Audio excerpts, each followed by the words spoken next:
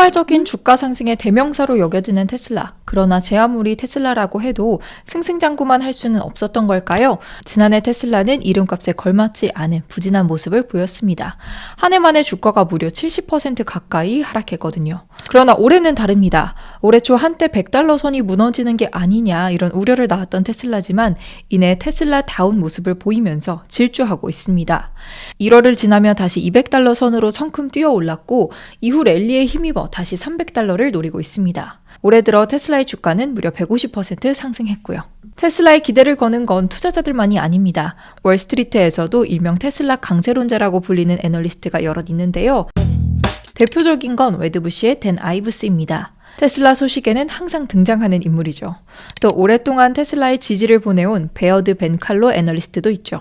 그리고 두 애널리스트에 더해 빼놓을 수 없는 이름이 있는데요. 바로 모건 스탠리의 아담 조나스 애널리스트입니다. 아담 조나스 애널리스트는 언제나 테슬라 강세론자라는 별명을 달고 다녔지만 늘 그랬던 것은 아닙니다. 가령 올해 3월에는 최선호 종목으로 테슬라가 아니라 페라리를 꼽았고 이후 6월에는 투자 심리가 과열됐다는 이유로 테슬라에 대한 투자 의견을 비중 확대해서 비중 유지로 하향 조정했죠. 그랬던 조나스 애널리스트가 불과 3개월 만에 변심하는 모습을 보여줬습니다. 테슬라에 쓴소리를 했던 게 언제냐는 듯 다시 강세론을 주장한 건데요. 심지어 파격적인 목표 주가를 내놓기도 했습니다. 무려 $400를 제시한 거죠. 도대체 어떤 이유에서 이런 엄청난 목표 주가를 제시한 걸까요? 조나스 애널리스트가 주목한 것은 슈퍼컴퓨터 도조입니다. 테슬라는 도조에 엄청난 규모의 돈을 쏟아붓고 있는데요. 테슬라를 이끄는 일론 머스크는 지난 7월 컨퍼런스 콜에서 2024년 말까지 도조에 $10억 이상의 투자를 할 계획이라고 밝히기도 했죠.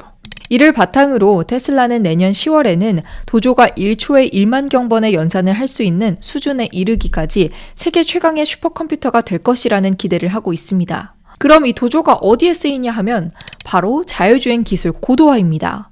도조는 인공지능 기술을 활용해 테슬라 차량의 주행 데이터를 토대로 자율주행 소프트웨어를 만드는 역할을 하는데요. 즉 높은 수준의 자율주행 기술을 구현하기 위해서 꼭 필요한 퍼즐 조각인 셈이죠. 테슬라가 누구보다 먼저 자율주행 기술을 완성한다면 성장에는 더욱 가속도가 붙을 전망입니다. 우선 자율주행 관련 소프트웨어와 하드웨어를 다른 기업에 판매할 수 있게 돼요. 테슬라 입장에서는 새로운 수익 창출구가 생기는 거죠. 또한 로보택시 사업에 본격적으로 시동을 걸 수도 있습니다. 테슬라가 꿈꾸는 로보택시 사업을 펼치기 위해서는 운전자가 필요하지 않은 수준의 자율주행 기술이 구현이 되어야 하거든요. 게다가 도조의 활용도는 무궁무진합니다. 단순히 자율주행 기술을 구현하는 것을 넘어서 더욱 다양한 소프트웨어 사업에서 쓰일 수 있는 여지가 있는데요. 특히 도조는 시각 데이터를 처리하도록 설계됐기 때문에 로보틱스와 헬스케어, 보안 등과 같은 시각 기반 AI 모델의 토대가 될 수 있습니다. 이러한 점에서 모건 스탠리는 도조가 장기적으로 테슬라의 평가 가치를 최대 $5천억, 한화로 약 665조 원 높여줄 수 있다고 봤습니다. 이를 고려하면 조나스 애널리스트가 제시한 목표 주가도 그리 허황된 건 아니죠.